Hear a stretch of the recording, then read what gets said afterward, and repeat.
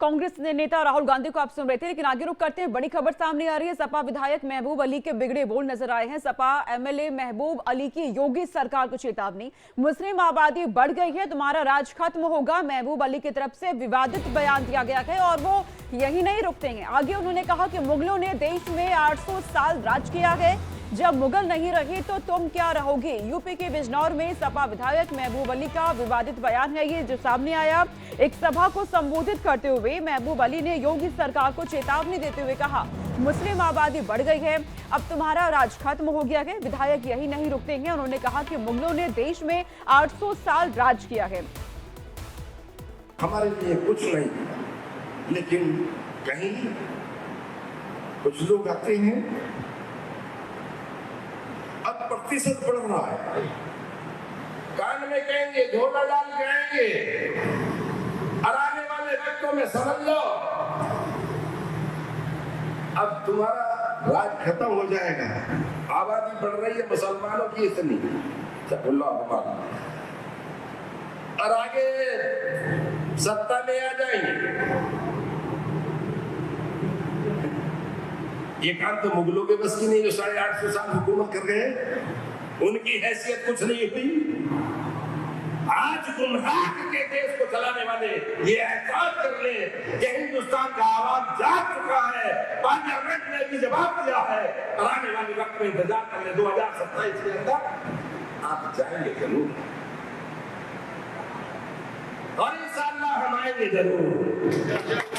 तो महबूब अली को आप सुन रहे थे। यूपी प्रदेश अध्यक्ष भूपेंद्र चौधरी ने महबूब अली के बयान पर पलटवार करते हुए कहा कि सपा के लोग ठकराव पैदा करते हैं, सपा धर्म के नाम पर राजनीति करने का काम करती है, अब यूपी की जनता पहचान चुकी है। अब उनके चरित्र को समाजवादी पार्टी के जिस प्रकार से धार्मिक आधार पर विभाजन करके, धार्मिक टकराव पैदा करके और एक जाति और एक विशेष धर्म की बात की राजनीति करने वाले लोगों का स्थान उत्तर प्रदेश की में नहीं है, और उत्तर प्रदेश की जनता इस प्रकार के तत्वों को पहचान गई है। और इस पूरे मामले पर दानिश आजाद की तरफ से भी अपना रिएक्शन दिया गया है, उनका भी बयान सामने आया है। इस पर उन्होंने क्या कुछ कहा, सुनिए। देखिए, समाजवादी पार्टी के जितने नेता हैं उनका केवल एजेंडा है कि मुसलमानों के ऊपर राजनीति करके अपना राजनीतिक उल्लू सीधा करना। समाजवादी पार्टी के नेताओं ने बड़े अफसोस की बात है कि हमेशा हम मुसलमानों को वोट बैंक के चश्मे से देखा है, लेकिन आज भारतीय जनता पार्टी ईमानदारी से मुसलमानों के डेवलपमेंट के लिए, उनके तरक्की के लिए, उनके तालीम के लिए, उनके बेहतर रोजगार के लिए काम कर रही है। और आज मुसलमानों को भारतीय जनता पार्टी पे, मोदी योगी सरकार पे पूरी तरीके से भरोसा है। और इस खबर पर हमारे साथ गेस्ट जुड़ रहे हैं, मेहमान जुड़ रहे हैं जो चर्चा करेंगे इस पर। डीके दुबे है, राजनीतिक विश्लेषक हमारे साथ जुड़ रहे हैं। अतीकुर रहमान इस्लामिक रिसर्चर है, हमारे साथ जुड़ रहे हैं। दानिश कुरैशी नेता AIMIM के हमारे साथ जुड़ रहे हैं। आप तीनों का स्वागत है। सबसे पहले मैं अतीकुर रहमान जी आपके पास ही आ रही हूँ। ये किस तरीके का बयान है और किस तरीके की धमकी देने की कोशिश की जा रही है यहाँ? ये पॉलिटिक्स है, और मैं नहीं समझता हूं कि ये जो जनाब हैं इनको डेमोक्रेसी के डी का भी कोई मतलब मालूम होगा। जहां तक के मुसलमानों के पॉइंट ऑफ व्यू का सवाल है, मुसलमान अच्छी तरह से इन पॉलिटिशियंस को समझ चुके हैं, इनकी बांटने वाली हिंदू मुसलमानों की राजनीति को समझ चुके हैं, और हम इनको किसी तौर पर भी एंडोर्स नहीं करेंगे, बल्कि इनको हम बताना चाहेंगे कि आपकी ये करवाहट, आपकी ये बांटने वाली राजनीति अच्छी तरह से मुसलमान समझ गया है, हिंदू भाई भी समझ गए हैं, और आपका ये षड्यंत्र अब चलेगा नहीं। अगर डेमोक्रेसी का डी आप पढ़ना चाहते हैं तो पब्लिक में जाकर इस चीज को समझिए कि मोबोक्रेसी और डेमोक्रेसी में फर्क होता है। आप जो बात कर रहे हो वो मोबोक्रेसी की बात कर रहे हो, डेमोक्रेसी आपको पछाड़ देगी, आपका ये षड्यंत्र नहीं चलेगा। ठीक है अतीकुर रहमान जी, आपके पास लौटूंगी। दानिश कुरैशी जी, आपने सुना यहाँ पे अतीकुर रहमान जी को भी, बयान भी आपने जाना महबूब अली का। ये किस तरीके का बयान दिया गया है? कहा गया 800 साल तक मुगलों ने राज किया, आगे भी हम करेंगे, इस पर आपका क्या stand?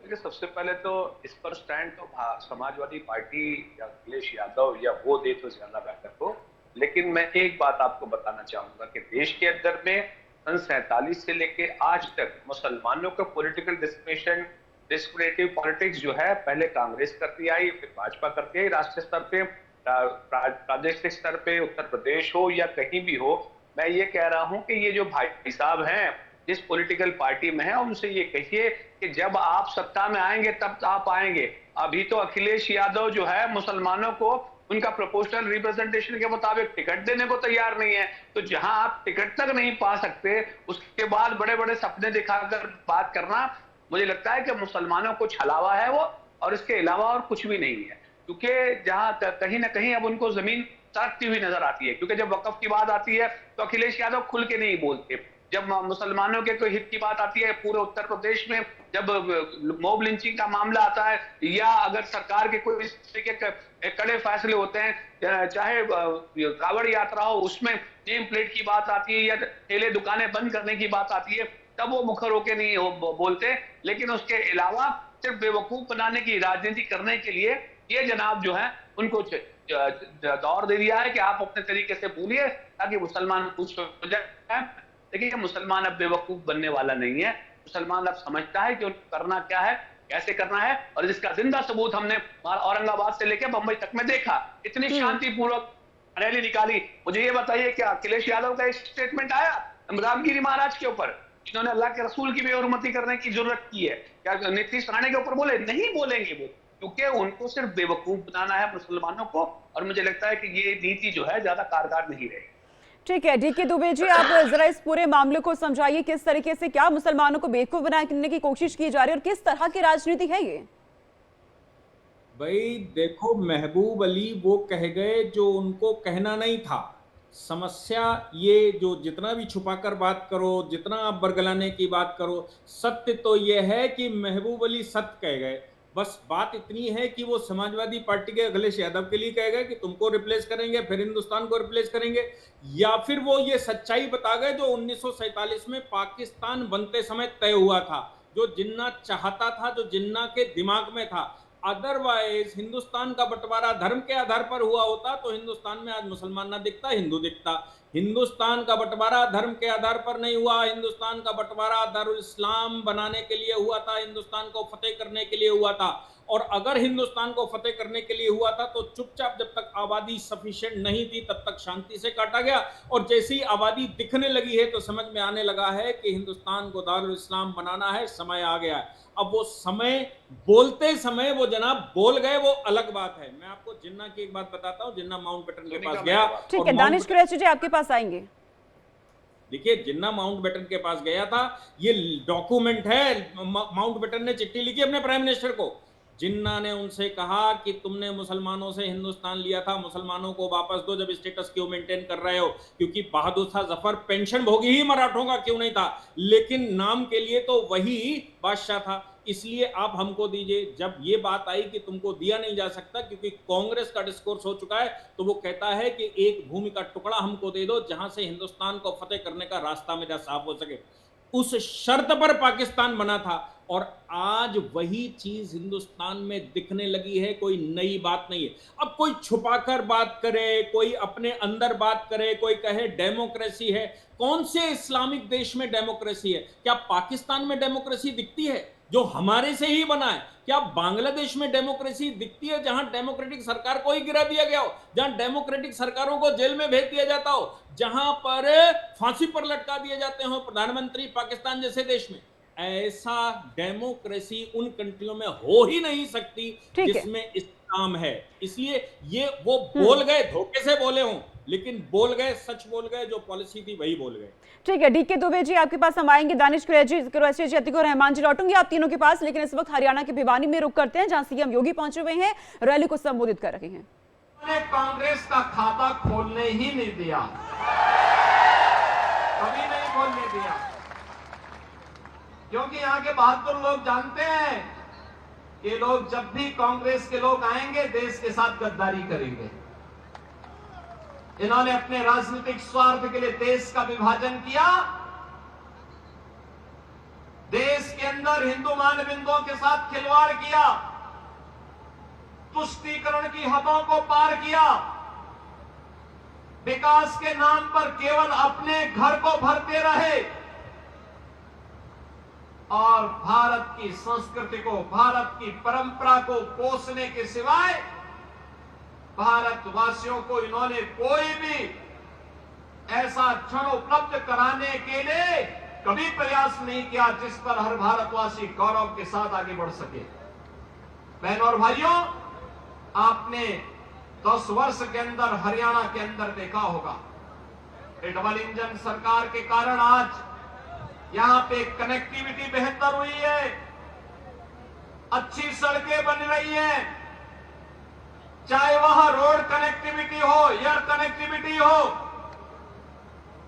IIT, IIM, AIIMS, one district one medical college के निर्माण का कार्य हो, या फिर विकास के साथ साथ हर घर नल की योजना हो, या फिर गरीब कल्याणकारी योजनाओं का कार्य। अगर इन कांग्रेसियों ने ही विकास का कार्य किया होता, गरीबों का कल्याण किया होता, उनके उत्थान के लिए कोई कार्य किया होता, तो मोदी जी को कोरोना कालखंड से अब तक 80 करोड़ लोगों को फ्री में राशन की सुविधा नहीं देनी होती। 80 करोड़ लोग फ्री में राशन की सुविधा प्राप्त कर रहे हैं। याद करिए, एक तरफ भारत 80 करोड़ लोगों को फ्री में राशन दे रहा है और दूसरी तरफ पाकिस्तान है, भीख का कटोरा लेकर के दुनिया के अंदर भीख मांगने के लिए मजबूर है। एक बार फिर अब से मेहमानों को अपने रुख करते हैं। डीके दुबे जी राजनीतिक विश्लेषक हमारे साथ बने हुए हैं, अतीकुर रहमान इस्लामिक रिसर्चर हमारे साथ बने हुए हैं, दानिश कुरैशी नेता एआईएमआई हमारे साथ बने हुए हैं। दानिश कुरैशी जी, आप कुछ कहना भी जा रहे थे, साथ में इसमें ये भी ऐड करिएगा जिसका जिक्र डीके दुबे ने किया कि यही तो पॉलिसी है उनकी जिस बात का जिक्र किया गया है। देखिए, मैं आपको एक बात बताऊं, डीके दुबे साहब जो है ना, मुझे लगता है कहीं ना कहीं वो संघ परिवार की भाषा बोलते नजर आते हैं। शायद इन्होंने अगर तारीख पढ़ी होती तो इनको पता होता कि मुगल जब आए थे तब उनकी तादाद कितनी थी और इस देश में बसने वाले लोगों की तादाद कितनी बड़ी थी। उसके बाद बहुत सारे लोग आए इस देश में और अलग अलग तरीके की राजनीति। अगर देश में अंग्रेजों की बात की जाए तो अंग्रेजों की कुल आबादी तमाम के तमाम मिला के 1.5 लाख से ज्यादा नहीं थे। उन जमानों में यहाँ की आबादी जो आवाम की थी वो कहीं करोड़ों की थी, लेकिन 1.5 लाख से ज्यादा अंग्रेज कभी भारत में रुका ही नहीं। ये रिकॉर्ड पे है, ब्रिटिश रिकॉर्ड मिल जाएगा आपको। तो आप सोचिए कि अगर तादाद की बात होती और ये भी जो बातें कर रहे हैं तो ये दोनों चीजें मैच नहीं होती। रह गई बात वो इन्होंने समाजवादी पार्टी के नेता ने जो कहा है, मैं फिर उसी को दोहरा रहा हूं कि ये जो उनकी बातें हैं ये सिर्फ मुसलमानों को बेवकूफ और बरगलाने से ज्यादा और कुछ भी नहीं है। मैं आपको ये कह रहा हूं कि इस देश के अंदर में आर्टिकल 341 के मातहत मुसलमानों का जो पॉलिटिकल रिप्रेजेंटेशन है उसको ब्लॉक किया गया। क्या संविधान के अधीन उनको वो नहीं मिलना चाहिए था स्टेटस, लेकिन वो स्टेटस छीन लिया गया, जिसमें से ईसाइयों पे से भी छीना गया। काफी बाद में उसमें बौद्धों को ऐड किया गया, दूसरे सिख बंधुओं को ऐड किया गया। लेकिन ये चीजें इसीलिए बनाई गई ताकि मुसलमानों का रिप्रेजेंटेशन रोका जा सके। अगर एससीज की बात की जाए ना तो हम ये कहते हैं दलित समाज के लोगों का भी आप देख लिए कितना परसेंटेज प्रोपोर्शनल रिप्रेजेंटेशन है। उसके अलावा किसी भी एक भी पार्टी में आप मुझे बता दीजिए, भारतीय जनता पार्टी हो तो बता दीजिए, समाजवादी पार्टी हो तो बता दीजिए, कांग्रेस पार्टी हो तो बता दीजिए, बसपा हो तो बता दीजिए, आपको मिलेगा नहीं कोई। सिर्फ रिप्रेजेंटेशन वो उतना ही देंगे जितना मजबूरन उनको कॉन्स्टिट्यूशनल देना पड़ रहा है। तो ये सोच है इनकी और ये लोग कभी भी किसी की तरक्की देख नहीं चाहते, इसीलिए तो प्रोपोर्शनल रिप्रेजेंटेशन की बात करते ही उछलने लगते हैं। दिक्कत यह है इनकी कि अब आप बेवकूफ बनाने निकले, ये ज्यादा दिन चलने वाला नहीं है। लोगों के दिन में समझ में आ गया है कि भारतीय जनता पार्टी के पास दिखाने के लिए कुछ नहीं है। समाजवादी पार्टी के पास इतिहास उनका पुराना है, उन्होंने भी कुछ नहीं दिखा पाए। मैं सामाजिक उत्थान की बात कर रहा हूं, चाहे दलितों की बात हो, चाहे मुसलमानों की बात हो, जिनकी भी बात हो। सरकारें रही समाजवादी पार्टी की, चलिए किसका उत्थान किया उन्होंने?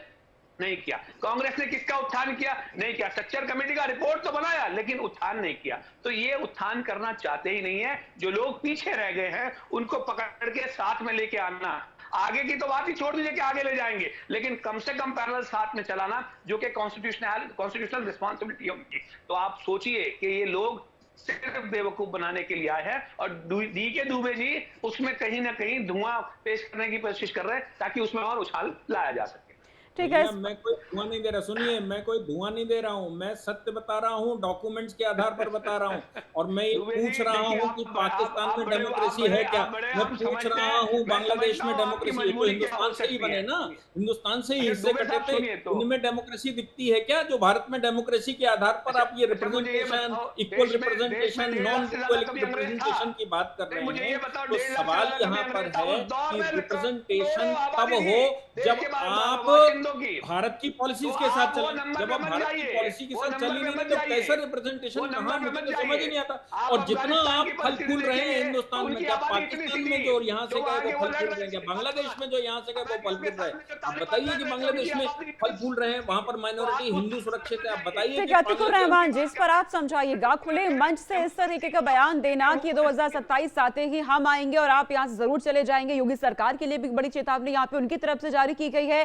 क्या वाकई में मुसलमान बेवकूफ बन रहे हैं या आज का मुसलमान समझदार हो रहा है? नहीं, मुसलमानों को बेवकूफ कोई बना सके मैं नहीं समझता हूं कि कम से कम ये तुच्छ पॉलिटिशियंस कर सकते हैं ये काम। कोशिश अलबत्ता करते रहते हैं, जिस तरह से डीके दुबे जी आज हमारे शो पर कर रहे हैं। डीके दुबे जी आप एक्सपोज करिए ना, मोहम्मद अली जिन्ना को आप एक्सपोज करिए, उनकी टू नेशन थियरी को एक्सपोज करिए, 25 साल में जो बांग्लादेश पाकिस्तान से अलग हो गया उसको एक्सपोज करिए। लेकिन आज के मुसलमान को टू नेशन थियरी और मोहम्मद अली जिन्ना के साथ जोड़ के आप वही काम कर रहे हैं जिस तरह से ये कट्टरपंथी हटने वाली। मुसलमान इजराइल के लिए हिंदुस्तान में उधम मचा रहा है, नेतन्याहू आतंकवादियों को मार रहे हैं, तो महबूबा मुफ्ती वहां पर ये कैंपेन बंद कर रही हैं। आज ओवैसी संसद में शपथ लेते समय, डीके दुबे जी आपकी बात को सुना जाएगा, अतिकुर रहमान जी की बात को हम सुन लेते हैं पहले। धन्यवाद। दुबे जी, मैं आपसे क्या कह रहा हूं, मैं आपसे कह रहा हूं कि आपने पूछा कौन से इस्लामिक मुल्क के अंदर डेमोक्रेसी है, और आपने सड़े गले फेल स्टेट पाकिस्तान का एग्जांपल दिया। क्यों? आपको एग्जांपल देना चाहिए था यूएई का, जहां पर हमारे प्रधानमंत्री मंदिर का उद्घाटन करके आए हैं। वैसी डेमोक्रेसी आप इंडिया में स्थापित करिए ना। आप तो यहाँ पर मस्जिदों को ढा रहे हो, दरगाहों को ढा रहे हो, तो आप में और पाकिस्तान में फर्क क्या रह गया? आप भी वही काम कर रहे हो जो जिन्ना नहीं किया, आप भी वही काम कर रहे हो जिनका इल्जाम आप उन कट्टरपंथी मुसलमानों को दे रहे हो। वो मुसलमान कट्टरपंथी, आप हिंदू कट्टरपंथी। मुसलमान तो बीच में फिर गया ना। डेमोक्रेसी का एग्जांपल देना है तो जहां पर प्रधानमंत्री मंदिर को उद्घाटन करके आए, यूएई का एग्जांपल दीजिए ना। हम वैसी डेमोक्रेसी चाहते हैं आपसे कि आप भारत के अंदर वैसी डेमोक्रेसी दे पाएंगे? मैं बताता हूं, प्रधानमंत्री वहां पर मंदिर इसलिए बना पाए क्योंकि आज भारत एक शक्ति है, और देखो ये फिर वही करेगा बयान आपका, फिर वही आपका साल में कितने मंदिर आपने बना लिए थे? वो चीज जो कितने मंदिर बना लिए थे? सवाल ये है। पाएंगे क्या? आज तो यहाँ पर हमारी मस्जिदों को ढकना हिंदुस्तान का ही हिस्सा पाकिस्तान है। मैं बांग्लादेश का हवाला इसलिए दे रहा हूं क्योंकि हिंदुस्तान से ही बांग्लादेश बना। हमारा पाकिस्तान का बांग्लादेश की एक भूमि है, हिंदुओं की ही औलादे हैं जिन्होंने साबित हो गया। दानिश कुरैशी साहब को आपने सही साबित कर दिया कि आप हिंदुस्तान आज शक्ति में है। हिंदुस्तान जब शक्ति में नहीं था तब बताइए कितने मंदिर बनवा दिए थे? आप बताइए कितने। शक्ति का काम होता है क्या? दूसरी बात सुनिए, मैं आपकी बात का जवाब दे रहा हूँ, पहले जवाब सुन लीजिए, पहले जवाब। इस्लामिक मुल्क होते हुए आपके प्रधानमंत्री, हमारे प्रधानमंत्री मंदिर का उद्घाटन करते हैं, वो शक्तिशाली है मुल्क, या आप मुल्क चला के आपकी शक्ति को साबित करते हो? अरे हमारी शक्ति को वो आज अपने यहाँ का सर्वोच्च सम्मान दे रहे हैं क्योंकि शक्ति है ना। पहले क्यों किए? शक्ति नहीं चला रहे हो आप, संविधान की शक्ति नहीं बता रहे हो, शक्ति बता रहे हो। आप सुनिए, आप सुन लीजिए, मैं आपकी बात का जवाब दे रहा हूँ। लेकिन डीके दुबे जी, आप खुद सोचिए, हिंदुस्तान में है, लोकतांत्रिक देश है, सारे धर्म मिलजुल के यहाँ पे रहते हैं, ऐसे में खुले मंच से इस तरीके का बयान देना कि हम आने वाले हैं, आपको जाना होगा, ये किस तरीके की राजनीति? और ऐसी राजनीति किस लिए? मुद्दों पे आप बातचीत करिए ना, विकास को लेकर बातचीत करिए। अरे मैं कह रहा हूं कि हिंदुस्तान में डेमोक्रेसी इसलिए है क्योंकि हिंदू मेजॉरिटी में है। जहां हिंदू माइनॉरिटी में चला गया वहां कहां डेमोक्रेसी है? यूएई में डेमोक्रेसी है क्या? आतिकुर रहमान बताएंगे डेमोक्रेसी है क्या? वहां तो सुल्तान बैठता है। सुल्तान कैसे कहां हुआ? डेमोक्रेसी है भाई? अरे कैसी मंदिर का उद्घाटन कैसे हुआ दुबे जी? मंदिर का उद्घाटन क्योंकि हम शक्ति में हैं। आज हाँ, भारत शक्ति बना हुआ है कैसी? इसलिए हुआ। नहीं पहले कभी नहीं होते थे। क्यों नहीं होते थे? शक्ति पहले आप में आपकी मोमोकुर्सी में और ये जनाब की मोमोकुर्सी में फर्क क्या है क्या? भारत के प्रधानमंत्री को इसलिए दे पा रहे हैं कि आज विश्व में भारत एक शक्ति है। आपको मोदी शर्म जी आनी ने चाहिए कि है आपको इसलिए कर पा शक्ति की रहे बात करनी चाहिए। वो डेमोक्रेटिक आप डेमोक्रेसी की पहले भी शक्ति थे की ना। बात कर रहे हो। आप बुलडोजर की शक्ति अपनाना चाहते हो।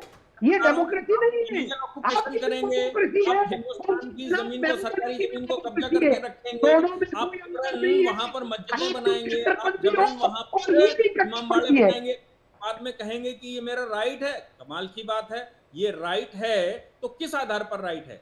दूसरी बात मैं जो कह रहा था वो ये कह रहा था कि मैं इसलिए इनका नाम ले रहा हूं कि ओवैसी ने शपथ लेते समय जय फिलिस्तीन कहा था। आप कहते हो पाकिस्तान की बात क्यों नहीं कर रहे? मैं फिलिस्तीन की बात कर रहा हूं। जय फिलिस्तीन कौन से आधार पर कहा था भाई उन्होंने? ये ओवैसी कौन से जो रजाकारों की टीम बनाए घूम रहे थे हिंदुस्तान को समाप्त करने पर, जो रजाकार बांग्लादेश में भी एक्टिव होकर शेख हसीना की चुनी हुई सरकार गिरा दी, और ऊपर से आप कहते हैं कि वहां का इलस्ट्रेशन ना दो। इजराइल अगर कर रहा है तो हिंदुस्तान में विरोध इजराइल का क्यों हो रहा है? मुझे बताइए। महबूबा मुफ्ती किस आधार पर अपना वो कैंपेन छोड़ रही है? वहां तो कोई कंट्री नहीं बोला। लेबनान ने तो आधा, वहां की सरकार ने आधा स्टेटमेंट नहीं दिया, सीरिया की सरकार ने आधा स्टेटमेंट नहीं दिया, कोई सरकारें नहीं दे रही हैं जो कर रहा है वो इजराइल। लेकिन हिंदुस्तान के अंदर बड़ी खलबली है, बहुत ज्यादा है। यहाँ पर लोगों को दर्द उबल रहा है, वो उनके समर्थन में कैंपेन बंद और कर रहे हैं। इस पर तो प्रश्न उठ रहे हैं डीके दुबे जी, प्रश्न चिन्ह इस पे लगा हुआ भी है। इस पर अपना रिएक्शन आप दीजिएगा दानिश कुरैशी जी।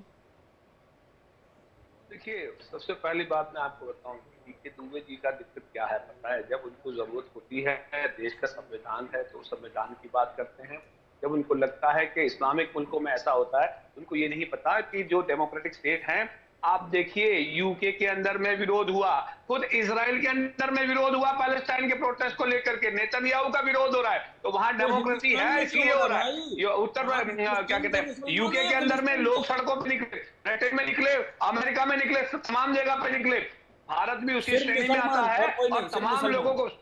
देखिए, इंटरप्ट मत करिए दुबे साहब, इंटरप्ट मत करिए। आप बोले थे मैं खामोश था। अब सवाल यह है कि आपको वो दिखाई नहीं पड़ता, लेकिन जब आपकी सहूलत होती है तब आपको यहां याद आता है। अब मैं ये कह रहा हूं कि अगर वहां डेमोक्रेसी नहीं है तो फिर क्यों वल्ला हबीबी करके मोदी जी चिपका लेते हैं इन अरबों को? भगा दो उनको, इनके यहां डेमोक्रेसी नहीं, हम बात ही नहीं करेंगे। तो दिक्कत आपकी ये है कि आप चाइना पे नहीं बोलते, लेकिन आप इस पे बोलते हैं। हमारा विश्व में डंका बज रहा है, भारत एक अलग शक्ति बच गया है, लेकिन मणिपुर में क्या हो रहा है इस पे बोलने को तैयार नहीं है मोदी जी।